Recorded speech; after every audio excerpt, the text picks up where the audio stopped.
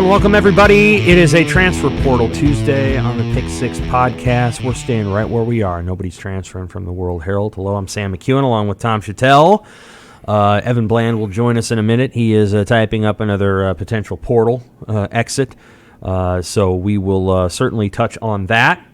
Evan is walking in now. We're not going to talk about the portal off the top. We're going to talk about the Nebraska football spring game and the return of Frank Solich.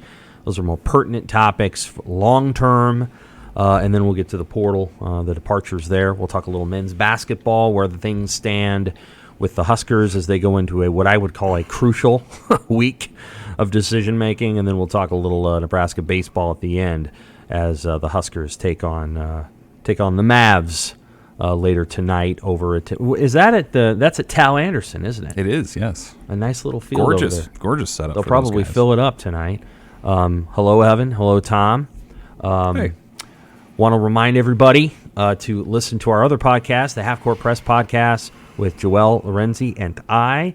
We will talk this week about Creighton basketball and what's going on there, and a little bit about the Huskers too. Okay, gentlemen, let's get into it, and we'll start with this. Saturday spring game was unlike any I've ever covered. One, it was really long. It was an actual game. And two, it included this sort of historical element to it, Tom, that I thought you really captured in your column. It felt like something new, and it also felt like tradition. And they were kind of coming together in that moment. And Frank Solich came back. I thought he said some interesting things on Friday. Then he gets the award. They introduced a new mascot, and they played a little football. What did you think of that weekend game? Yeah, it started Friday when Frank showed up and did a little press conference Friday afternoon, and just something different about him. And I think, for a guy who stiff-armed this event for a long time, that's not my style. I don't want to do that. I don't really want to be in front of the stadium and so on and so forth. He really embraced it, and that to me, that took the whole event and the whole weekend to another level. It really did. That he was touched by it, and didn't mind showing that, and he waving off the curse at the press conference. I mean, which was all fun and everything. But he embraced the whole thing, and didn't act hurt. Didn't act like he was bitter. Just was very appreciative. I think that Trev Alberts and Matt Rule had a lot to do with that feeling. That he was welcomed back, and this was sort of the Nebraska that he knew. And as opposed to many other Nebraskas since then that he didn't know. But the actual, sometimes, you have an image in your head of what something's going to be like. And what happened Saturday at halftime was just more than I ever imagined. It was better. It was more emotional. It was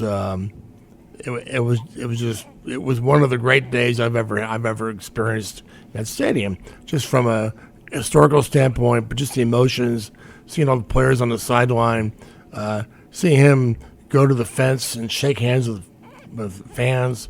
Every one of them told a story to him, and he listened. And he had a handler trying to move him along, but he was doing selfies with people. I mean, this is a coach right out of the 90s or before selfies, doing selfies. And, he had a couple of his former Lincoln Southeast players run the fence. Frank, remember me?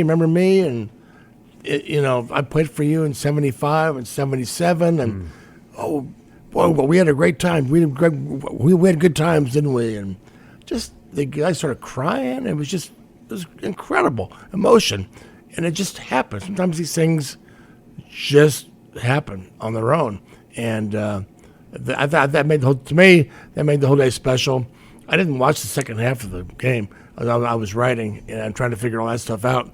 But to me, the game was almost secondary because of that.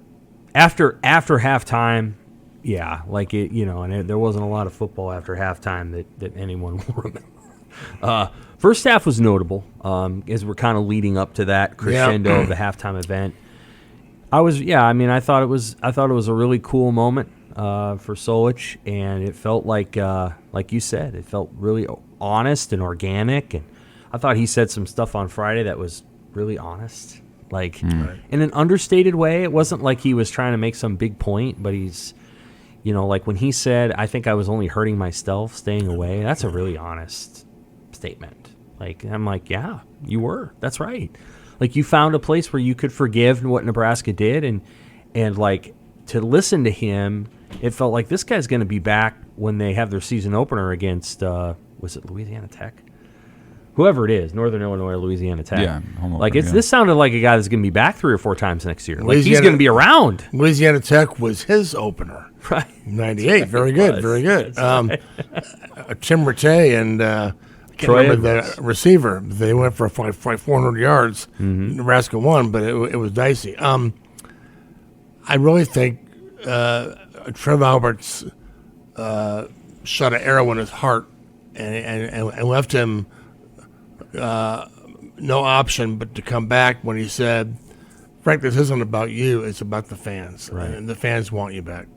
And I think he realized, yeah, you're right. My favorite part of your column was the part where he sat down with Tim Albin and Jimmy Burrow, and he says, "I'm thinking about going back," and like he's asking for their opinion, and their response is just silence, because they knew how important it was to him. Yeah.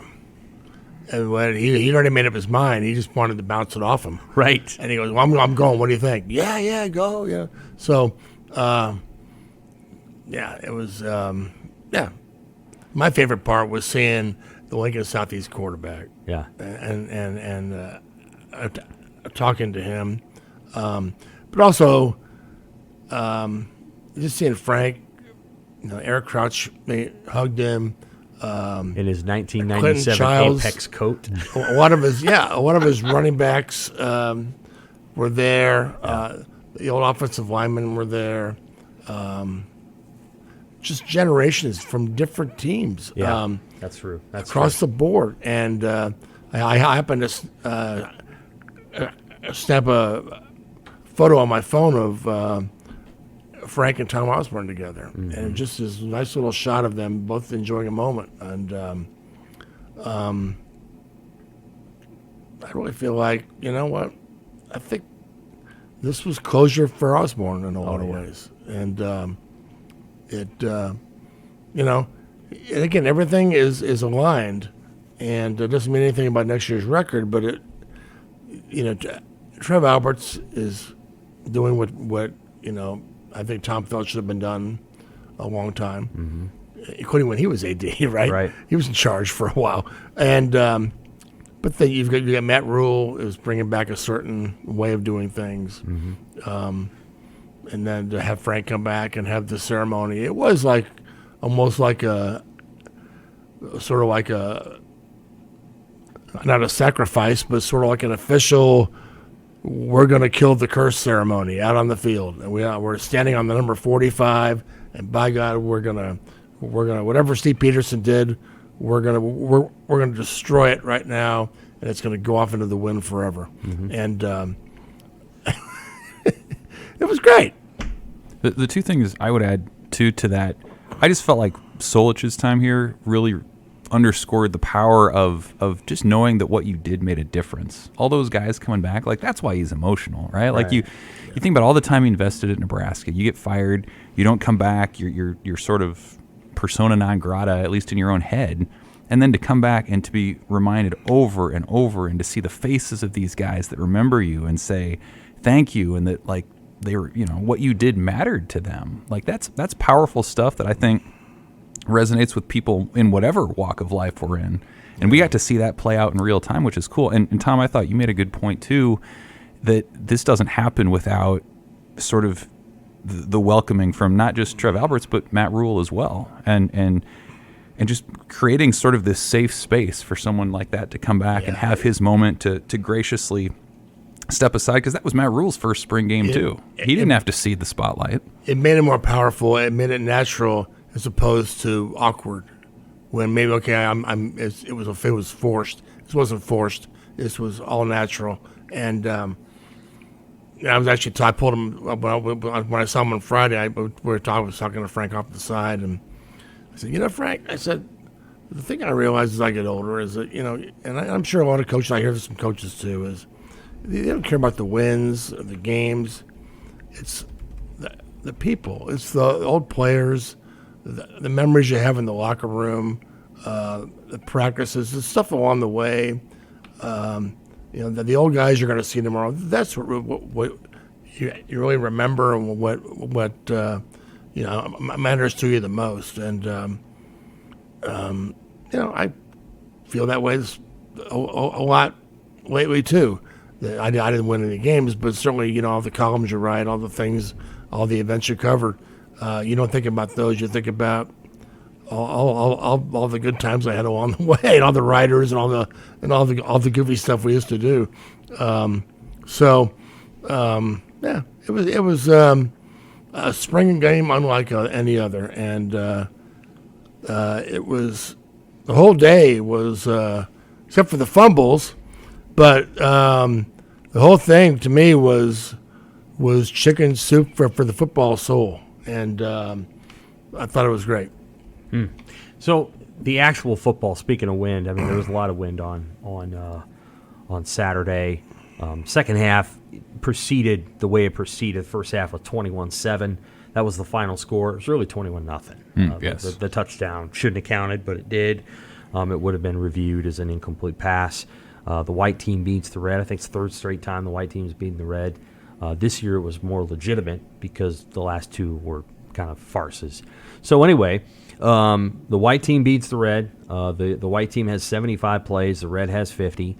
The white team has a quarterback. We'll talk about the transfer portal in a second. Some guys already going in. Jeff Sims looked the way he did. They ran the ball a little bit. Evan, as you think about the game, and I'll give my own thoughts here in a minute, but as you think about this game, what did you see during that game? Give me a couple things that jumped out at you, just broad picture view. Mm-hmm. Yeah, and that's really what I was thinking of, is like what can we take away that was real from that in terms of takeaways moving forward? I think one is the first team offense and where it stands in relation to the rest of the program. I thought there's some guys that are going to make an immediate difference there. Jeff Sims looked the part. I thought he clearly was the best quarterback on the field with his decision making, his speed, his accuracy, his connection with Billy Kemp was notable. I thought Kemp looked the part. He looked like the guy that we saw at Virginia, where he would find gaps in defenses, and he's that guy who you want to find on 3rd and 6. He's going to get you 6 or 7. So I thought that was encouraging. I don't know that the depth is there. Like the second team offense, I felt like there's a pretty big drop-off from that first unit to that second unit. So that was probably the group that made the most strides this spring, I would say, was that first team offense. And then, beyond that, I think it kind of underscores what we've talked about before, Sam, which was that this defense is going to take some time to settle in. And we didn't see a lot of guys out there, Marquise Buford and Ty Robinson and Luke Reimer, Nick Henrich, those guys were all out. But I think that we saw a lot of encouraging signs that next wave of guys can be real impact players. Princewell Uman-Mielen and Cam Leonard. MJ Sherman's not a freshman, but a new guy who's clearly going to impact what this group can do. Right. Like there was just beyond kind of that next wave of the defense. I feel like we saw a glimpse into the future and maybe even the present with what some of those guys did on Saturday. What did you see it, Tom? I mean, again, I know I didn't watch the second half a lot either. I was just writing. Well, but in that first half, did you see anything that jumped out at you? I was looking for, because next year is going to be, it's not going to be perfect, but it can be better in some ways. I'm looking for, is there a bread and butter area that they can carry into next year and they can lean on and maybe, win some games leaning on something. And I think the offensive line might be that area. It might be able, I thought it looked pretty good. Now, Gabe Irvin is certainly a guy who could go along with that as a running back. And And then what we didn't see was the quarterback run game necessarily. Not a ton. That's right. I think it's going to be there. That's another thing that I think people in the Big Ten will have a really hard time with. They always have. So I think this offensive line, I think the defense, like you said, there's potential, but it's not going to be there yet. It's certainly not going to be we're going to lean on our defense every game to help us win games. I don't think that's going to be the case. But I think they have an offense, like a couple of receivers, tight ends. We saw these little glimpses of things, but that offensive, when it was efficient, was pretty darn good. The hang-up is the fumbles. And so, but to me, I saw that's the perfect spring game because it gives you, Jeff Sims gave you hope. Offensive line gave me some hope. But the fumbles bring you back down to earth a little bit. Okay, let's not start thinking about how many wins. Let's try to get to a bowl game, and if they can. So it's kind of the way Rule was talking all spring. Like he's ready. He wants them now. He wants urgency. Learning how to win, cleaning up mistakes now. But he's also backing off, going, let's also realize this is going to take a while. So I think they're in kind of a funny place where it's not going to be perfect, but I want it to be better. I'll give you three things. The first thing I thought is in watching the quarterbacks, and Richard Torres is already in the portal. It sounds like Logan Smothers might go there, right? Mm-hmm. Smothers didn't play on Saturday. A couple things. First, I like the way that Jeff Sims drove the first ball that he threw, and he doesn't have a classic delivery. Like he'll bring it down to 3/4, but I like the way he drove that pass, the certitude with which he threw it. I like the way that he threw, two slants. Well, one of them wasn't a slant, but one of them was, and then another one to Billy Camp. And then I really liked how he came off that play action and threw to, I don't know if it was Borkircher, but it might have been like the third or fourth string tight end. There's just things about Sims that when he knows where he wants to go with the ball, it goes. And I like that about him. There's not a lot of tentativeness. There's not a lot of hesitation. I'll be honest, Adrian Martinez had some hesitation to his game. And we'll talk a little bit about him going into the NFL draft this week. But I like that Sims is certain when he knows, and when he knows, he throws. I like that about him. I think the question about the run game is going to be there until I see them do it against either Minnesota or Colorado. We don't know what Colorado's going to be. We'll talk about them another day. But, you've got to be able to run the football downhill in an offense like this unless you want to ride your quarterback for 150 carries a season. And there's a risk in doing that. If you run your quarterback 150 times, you're going to fumble the ball. He's going to get hurt, all those things. If you don't want to have to do that and you only want to run Jeff Sims, let's say 80 times, then you better be able to run the football downhill, and you better get somebody that will stick their nose in there and get 1 yard where there's only 1 yard to get instead of running backwards and all that other stuff, but also a guy that can make plays at the second level. And what I saw is an offensive line that's got a little bit of an ability. They're playing okay. I thought Rayola had him going a little bit. Newilly is a good addition, good return. Thought Ben Hart played pretty well. Thought Ben Scott played pretty well.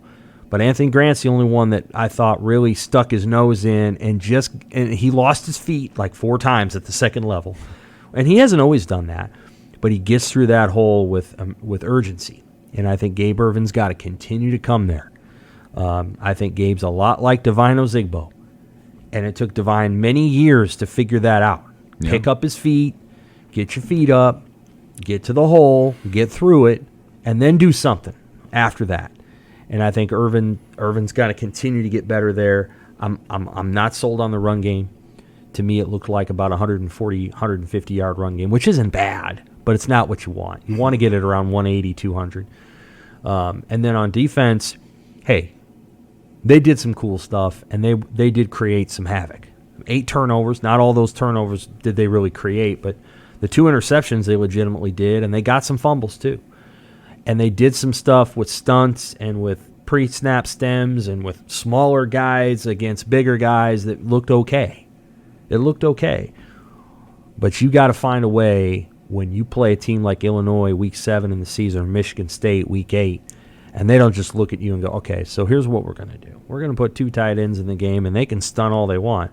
But we're going to have an average of 295 pounds across 7 men here, and we're just going to move as one, and they're not going to get through us because it's 250, 245, and 238. You have to find a way to get more big guys on the field and get them doing things too. Because, MJ Sherman and Lenhart, those are nice players. I just don't know if they're 3 down guys. And on Saturday, they were 3 down guys. I mean, Lenhart was all over the place, and Newman Yellen was too. But the question becomes, can you sustain that sort of smaller lineup the same way as the season progresses? You might be able to take Minnesota and Colorado by surprise because you're fresh and it's early in the season and everybody's 100%. But when you get later in the season, you better have some dudes that basically just know how to absorb punishment, and then linebackers who know how to inflict it. And then the fourth thing is, I just don't know about that field goal kicking game at all. It was okay. He made one long one, but I just, if you want to be elite at special teams, my sense is you have to put extra work into it, because it is a natural inclination of most athletes who aren't specialists to see special teams as a secondary thought. If you want it to be a primary thought, you're going to have to drill the hell out of it, especially with the specialists and the returners. That's my thought. Those are my 4 thoughts. Well, they are going to have a freshman kicker coming next year, and Tristan Alvano, I would, get him in there if you need to. I thought Blake Rowe was pretty good last year, though. I don't know if it was pretty damn windy. Of course, it's going to be windy. They didn't kick a lot of field goals last year. I guess I agree with you about the running back. I think the run game can be pretty good with the quarterback run game. That's really, to me, the X factor next season is what they do with that. And I wonder about Casey Thompson. We didn't see a lot of him running last year, but a lot of that was, we can't get him hurt. Is there a possibility that he could be sneaky good at the quarterback run game, but we don't know it, and maybe he will show that in August because he can, and he's in a quarterback race, and he needs an edge to win the job. I just wonder if there's something we haven't seen like that's going to come out. Well, he was a running back before he was a quarterback. Right. And the funny thing about Casey is there was a time in his high school career when people thought he was a runner and not a passer, and now that narrative's flipped on him as he's gone on. He's not as fast as Jeff Sims, but I think he's serviceable. But in Mark Whipple's world, he was a pocket passer, and that's what they wanted. And but I just wonder, by necessity, for him to get on the field next year, does he show another part of his game that we don't know about?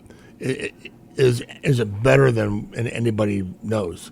And so I think for this season to get to a level of a bowl game or whatever, something like that's going to have to happen. What I saw of the first half Saturday was a team with some things going for it and other things that are going to take time. Well, like you mentioned about the Big Ten coaches are going to figure out a way to, if you don't have everything, they'll find a way to stop what you got. And Nebraska doesn't have everything right now, but they're gonna be better coached, and that I can't wait to see. We saw a better coached team the second half of last season, and they were, really close to beating Wisconsin and Minnesota, and they got Iowa. So it lines up as a very fascinating and intriguing sort of run to 6-6. Huh? Maybe 7-5. Who knows? Yeah, I've watched the game twice now, And again, I just don't know how much you can glean defensively because they didn't have 4 other starters. Ty Robinson didn't play. Henrich didn't play. Reimer didn't play.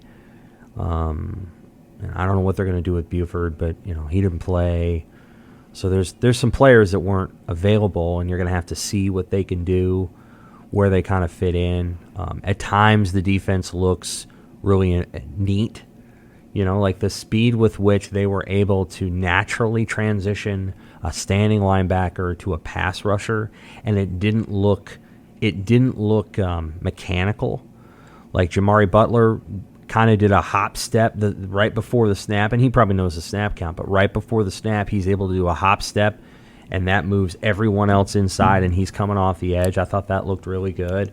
I think some of the middle run blitzes will look good, but it's just going to take time. Like it's going to take time to figure it out. Sooner or later, and they didn't run a lot of outside zone, right? They didn't run a toss play. They didn't run, they didn't run a lot of that stuff. They didn't run a zone. They only ran one zone read, and it didn't go very well. Heinrich Harburg went for 23 yards, but how do you make sure you keep the edge? How do you not lose contain? All those little things that we're not going to know until we watch them at least play Minnesota, and then we're really not going to know until they play in like October or November, and you start to see, okay, can the 3-3-5 defense physically hold up in the Big Ten in November when you're going to play some really important games? So I think that's the issue that I saw. Like some of the players that I saw, really like Malcolm Hartzog in the game. Thought Newsom played well. Like Lenhart, I think he's more close to his physical maturity, and he's a pretty good player. Yep. I think they've got some Billy Camp. I thought he kicked ass. I thought he had a great route, and then he had a great catch after run. That's all you're looking for from that guy. So loved him. Thought Nate Borkircher played well. Gilbert had the 2 drops. Would have been interesting if he hadn't dropped him, what they might have been able to do on those drives. Torres is gone. Sounds like Smothers might be gone. I think they need to keep Casey Thompson because I did not personally see anything from Harburg that led me to believe he's anywhere near where Casey or Sims is. And with Chubba Purdy, I feel like watching Chubba, he needs to play like 4 drives before he gets going. Like it just takes Chubba time to get going in a football game. I've watched him now 4 or 5 times, and each time it feels like the first couple drives he's feeling his way. And you got to be able to come out and just get it done like right off the bat. So those are probably the questions that I came up with. Okay, transfer portal. Let's hit that a little bit. Sure. Transfer portal. So far, who's in, and who might be going in, and what's the tally at? It's not as high as Colorado. I know that. No, it's only at 2 officially as we're talking here on Tuesday afternoon. Richard Torres goes in. Victor Jones goes in as well, the receiver. They're both redshirt freshmen who didn't play last year. It sounds like probably when you listen to this, Logan Smothers is likely to be in. So that's really all that we've come to this point. And I think it's really surprising in a lot of ways. The portal window was April 15th through the 30th, this coming Sunday. And I think if you would have, kind of guessed at what the number would be at this point 2 weeks ago, I think it would be a whole heck of a lot higher than it's been. So at this point, everybody finished out spring. You have just the 3, or soon to be 3, so far. Obviously, Nebraska still needs to trim 10 other scholarship players if they want to hit that 85-man limit by fall camp, and you have to do that. And then that's assuming they don't take anybody out of the portal between now and when fall camp begins. And you would think that they'd be in the market for some kind of alignment or maybe some other opportunity that comes up. So a lot of attrition to go still, double figures for them to get to where they want to be. But yeah, so far, clearly the news of the day has been quarterbacks. When you go from 6 scholarship to 4. Had to happen. It did. There's no way around it. It surprised me if they go to 3. I think defensive back's another position you look at where they're super saturated, so to speak, where some guys are going to be moving on. And the other thing, as we've written about too, is like you don't always know when these guys enter the portal if this was their decision or whether Matt Rule and the staff have said, hey, you can stay, but you're off the team. We'll pay for your schooling. Sometimes they really don't have a choice but to enter or to be done playing. So kind of the mechanics of it are a little bit vague from time to time, but the bottom line is this is just the start of some more attrition to come here pretty shortly. Yeah, that's going to happen, and it's happened forever that the guys have been told you're not going to be here, so go ahead. But and obviously there's going to be some guys that leave. But when you change coaches, there's always a mass exodus in the spring.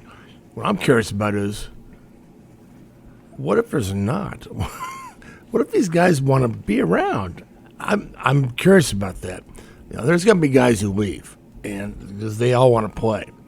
But I'm sitting here going, okay, I expected. Okay, it was more physical this spring.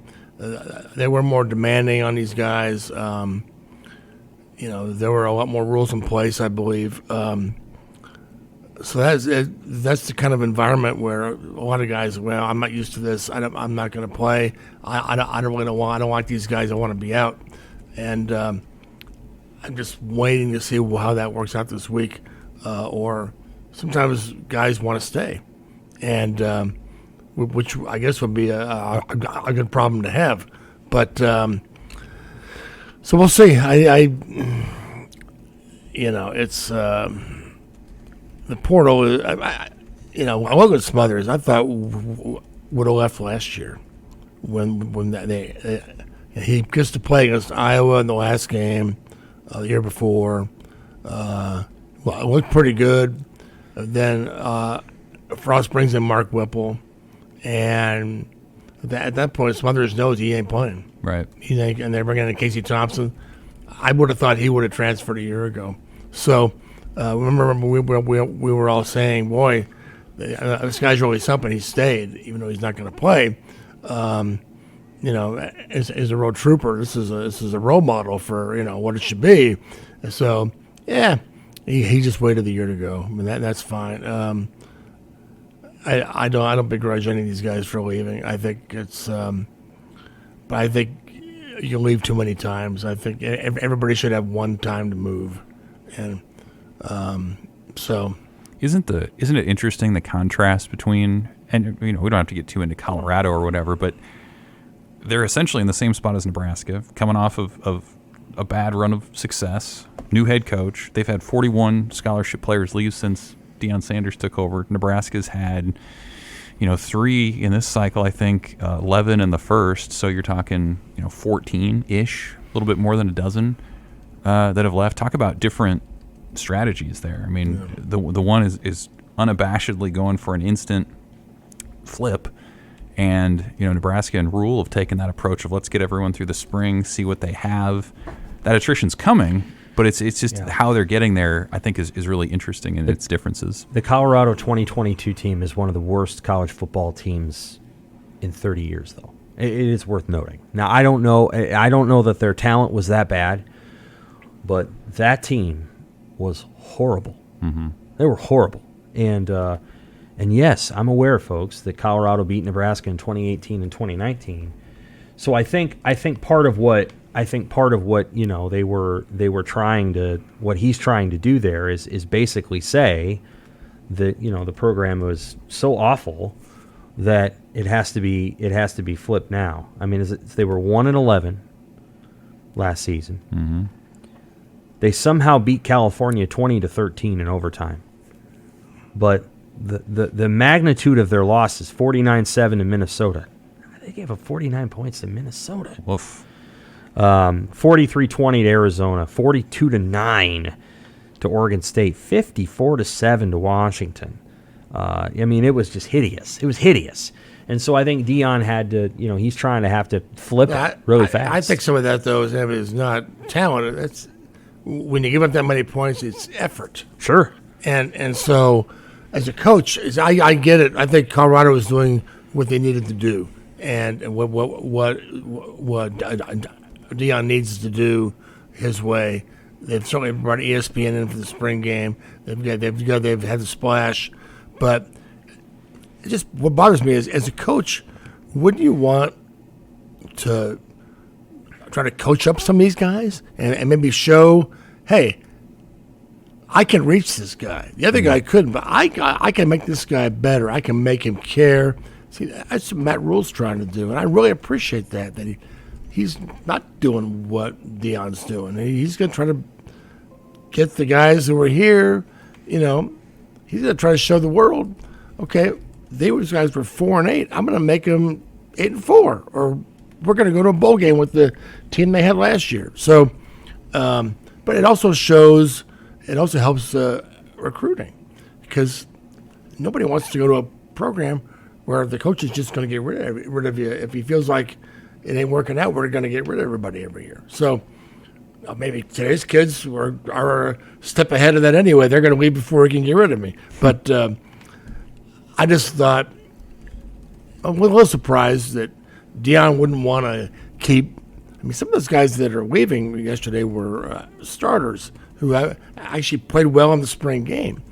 Wouldn't you want to keep them around and try to make them better and get them to help? And at some point, you're going to need bodies. And the portal's full of people, but you're not going to get all of them. You're not going to get all the guys you want. So what are you going to end up with? That's a great point. I think obviously there's something about Sanders' approach that turned off the receiver who had 3 catches for 154 yards and 2 touchdowns. He doesn't want to return. So he left. And a lot of those guys left. I'm not sure that Sanders wanted all of them to leave. But at the end of the day, they're going to. And it's probably his approach. I think the Sanders addition is a huge risk and a huge potential reward for Colorado. Because the challenge that he's going to have going into that school is he will not have better players. Even if he recruits at the level that he dreams of recruiting at, he won't have better players in Oregon.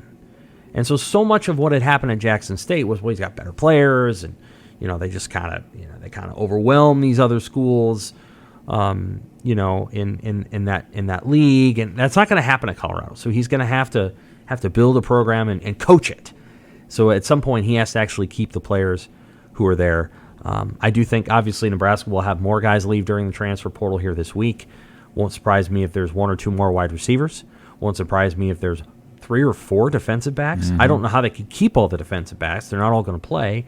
It won't surprise me if there's a guy on there that surprises us. Like somebody's like, you know what? I might play here, but I got 3 years left, and I'm just going to go ahead and I'm going to try somewhere else. Yeah.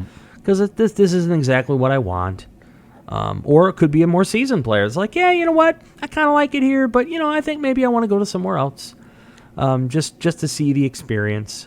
That's entirely possible. You never quite know how that's all going to parse out. I do think it's too bad that Torres left. I think he has potential.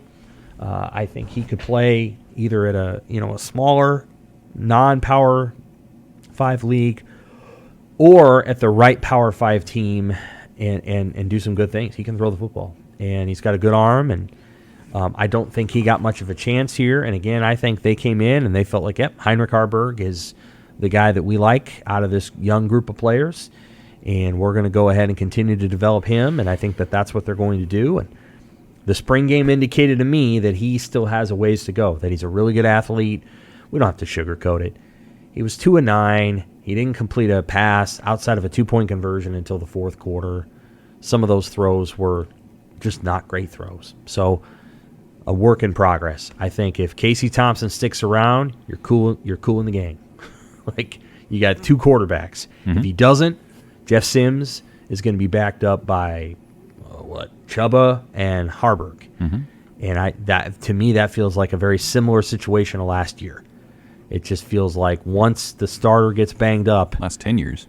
The last 10 years, sure. Yeah. But you know what I'm saying. Yeah. Like, those 2 guys were there last year. Right. And Harburg wasn't even the number 3. Who was the number 3? Jarrett Sinek was the number 3. And so, or am I wrong? I don't think Michigan he was. Well, Smothers was 3, and Smothers is now gone. But when Smothers came in last year, it didn't go that well either. So I just think there's a lot of things that they're going to have to try to work through. Anything else that jumped out at you about spring? I mean, we can do another spring recap at some point, but like the general vibe that came out of it.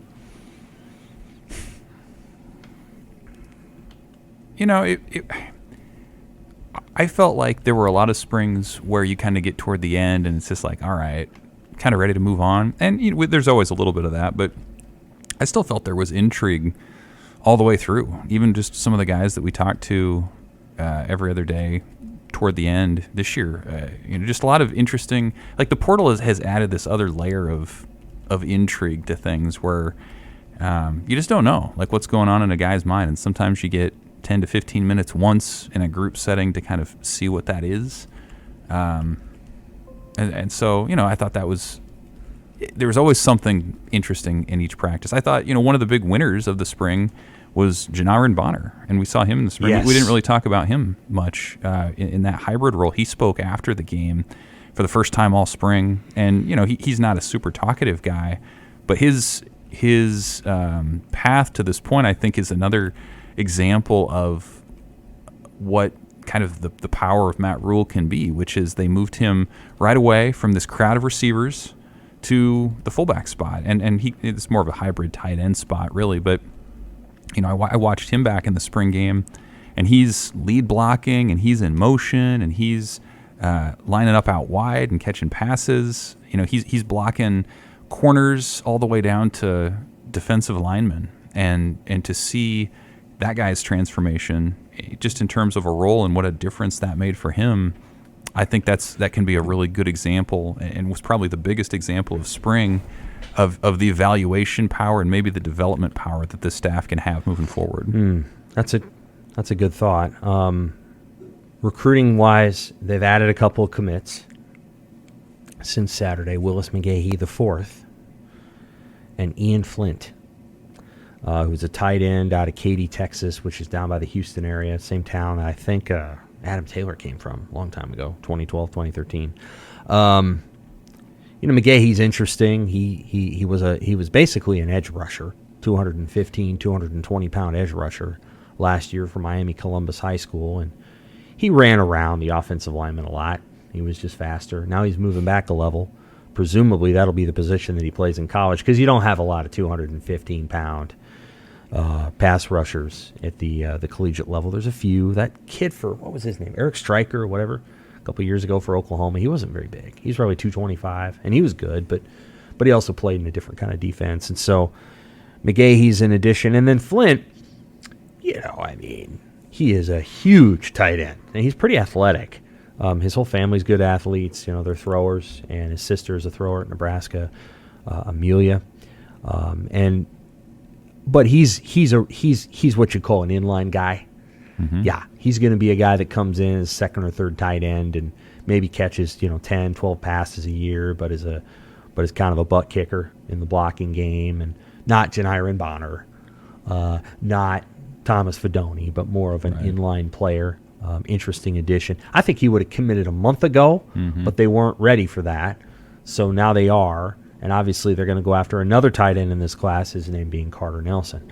They've got 5 commits so far, right? Right. Yeah. 5. We talked about this last week. They had added 2 since the spring game. Well, one of them that they added since the spring game is a guy that I think would have committed a month ago. Sure. I'm not sure if he had to come back and confirm that. I'm not really sure, but I was kind of surprised he wasn't committed already.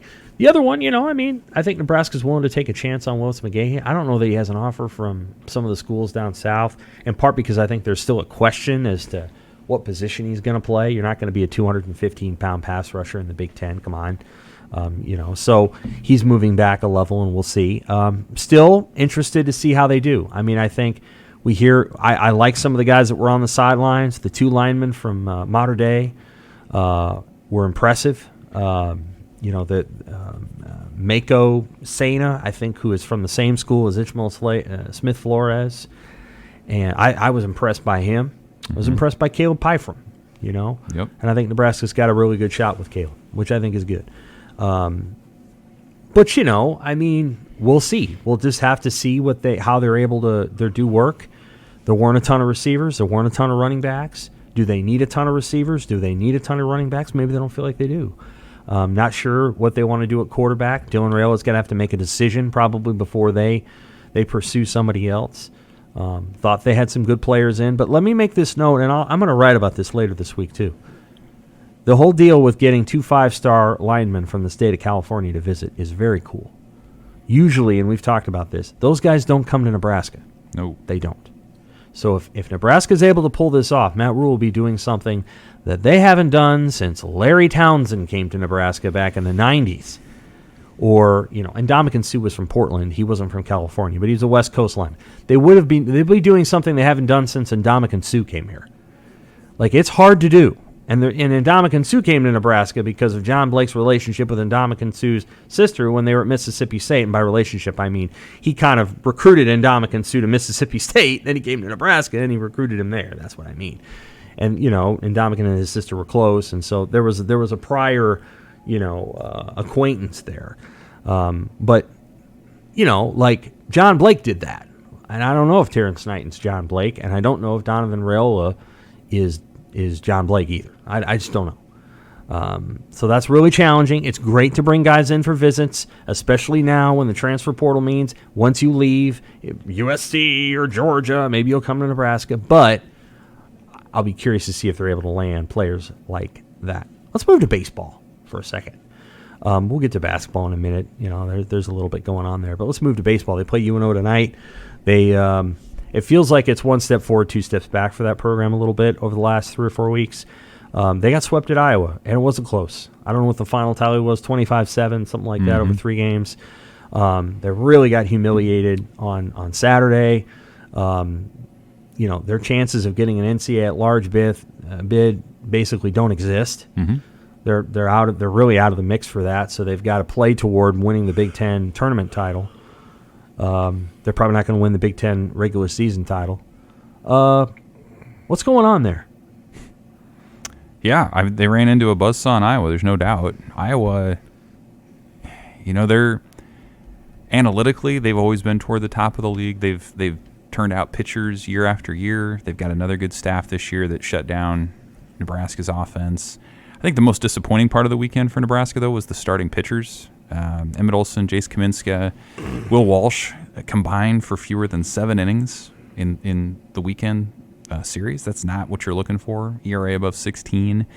So you're killing your bullpen, and it continues now with 2 midweeks this late in the year, which is a little unusual, and then at home for Minnesota this weekend. But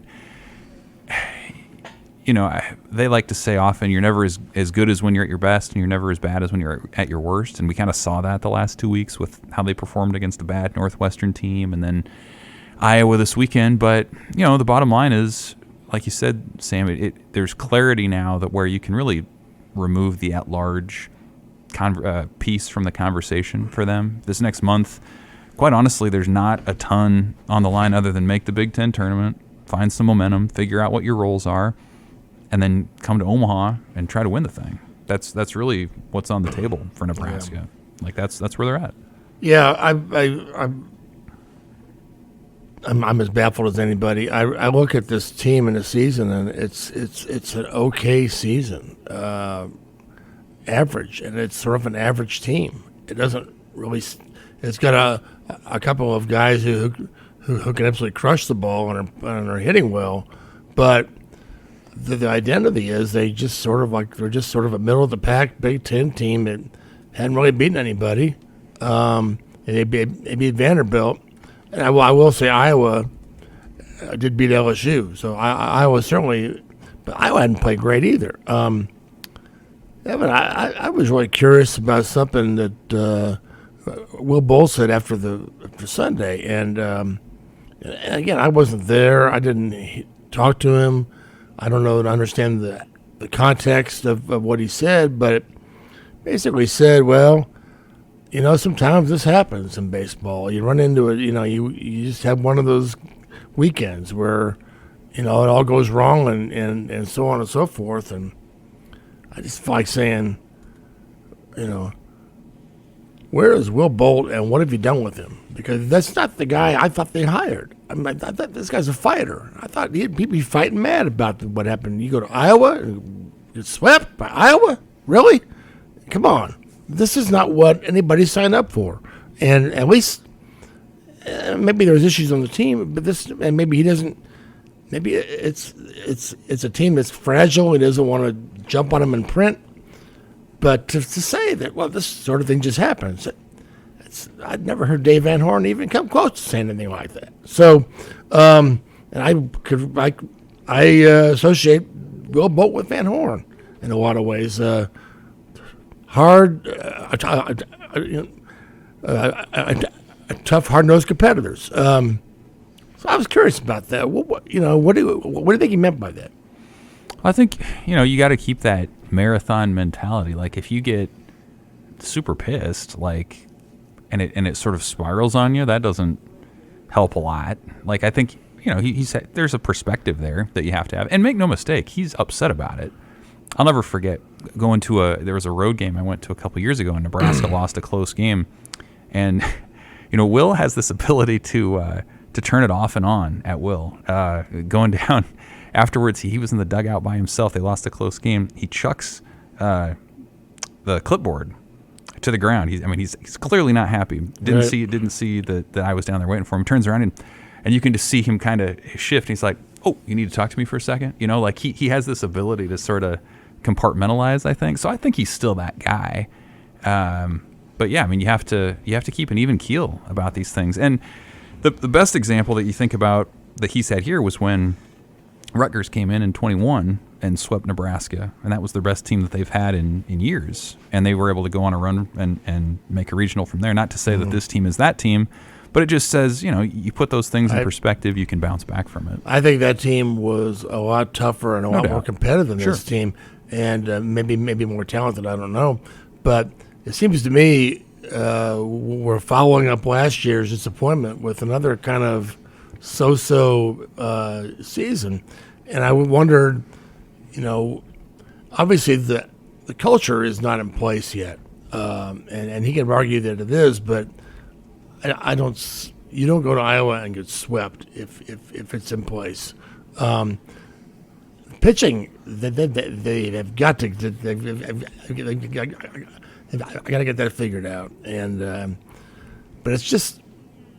I'm not even worried about at-large bids anymore. I think the focus should be on this is a program that needs to learn how to win in the Big Ten on a consistent basis. They're the top of the Big Ten every year and be in Omaha every year for the tournament, and then we'll worry about at-large bids. But right now, I'm not even sure that they can do that. So I was just very disappointed, and I understand. Rick Heller's. He's got their number. He's a good coach. Iowa's a good program, but they're not like an NCAA tournament program every year. They're not winning the Big Ten every year. They're good, but I just expected more. Well, they kind of overhauled the roster, right? And some of the players that they lost were pretty darn good baseball players. They were. Doesn't mean that they haven't replaced those players in one way or another, but right. Yeah, I think that once they beat Vanderbilt and then they beat Hawaii, I think I sent you something. Hey, this team's probably going to win some games. So we need to be aware of what we're covering and how we're covering it. I think at that moment when they won those, it was like, well, maybe they're gonna get hot and get good, and then they've lost the 2 to UNO, they lost the 1 to Creighton, they lost the 3 to Iowa. Some of those things are kind of hard, and so I don't know. They get off. I'll say this. From what I can tell, the offense, while explosive, can get off to some really slow starts in a game. And when that happens, and the opposing pitchers, they kind of gain some confidence, and they against a team like Iowa, that's different. They've almost beaten UNO and Creighton both times. All 3 games they've almost won, but they got off to hideous starts. And sometimes when you get off to a hideous start against a team like Iowa, you don't come back. You don't get back into the groove. And I think I'd actually say, even though I do think pitching is some of the issue, sure. I don't think they have 3 consistent starters. But for a lineup that can really mash, at times they go maddeningly cold. And his critiques of the offense have been pretty harsh at times. Yeah. He said on Saturday something about just terrible or whatever it was. He's been more critical of the offense than the defense, and I'm not sure why. They've got maybe the 2 or the 5 best hitters in the Big Ten, but they are inconsistent. Not those two, but the offense. They are. They're deep, but yeah, they went into a shell. And I think that's probably the most disappointing part is that if you sort of sputter and you maybe make the Big Ten tournament and that's it, you're almost wasting what are going to be great seasons from Bryce Matthews and Max Anderson. I mean, those guys are going to be top 5 MLB draft picks in July. They just will be. Top 5 rounds. Top 5 rounds, Yeah. yes. In July. And if you max that out with a 4 seed in the Big Ten tournament and that's it, that's disappointing. Those guys don't come along every year. So I think that's part of it too, is that it's like, last year's team, you knew early on the offense wasn't there. They were like 6 hitters deep.